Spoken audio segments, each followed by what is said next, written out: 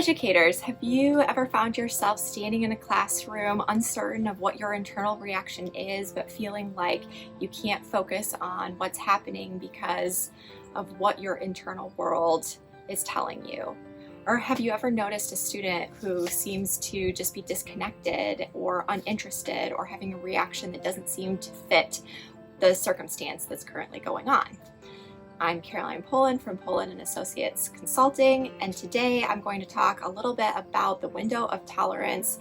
and educational settings. And throughout this series, I'm going to look at the window of tolerance for you, the educator, how that impacts compassion, fatigue, and burnout, and secondary traumatic stress. And then I'm going to look at strategies for implementing the window of tolerance into your classroom. So I have a number of videos that I've already done that talk a little bit about the window of tolerance in general, and if you haven't watched any of those videos, I would encourage you to go and pause this, go through and watch a number of those videos in the window of tolerance playlist, and then come back to this video because there's a lot from those other videos that I won't touch on today that really apply to the educational setting.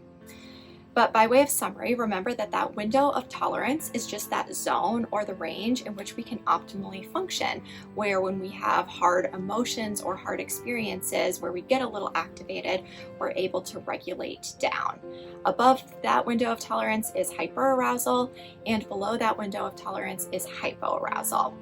And hyperarousal and hypoarousal look like this.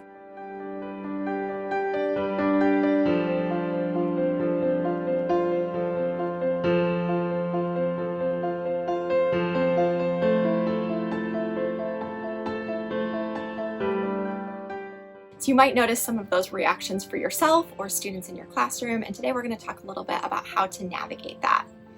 I also want to remind you that we can't take people further than we've gone ourselves. And so if you want to be a healthy co-regulator and a healthy space for students in your classroom so that they have the option of really regulating and staying in their window of tolerance, you need to first work on widening your window of tolerance and regulating well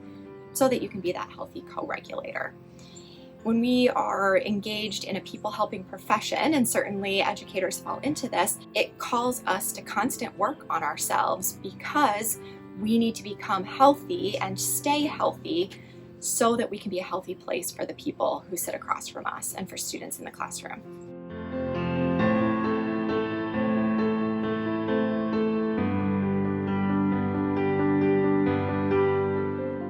You can follow me on Facebook and Instagram at Poland and Associates, and my website polandandassociates.com, and subscribe to this channel so that you don't miss out on future videos.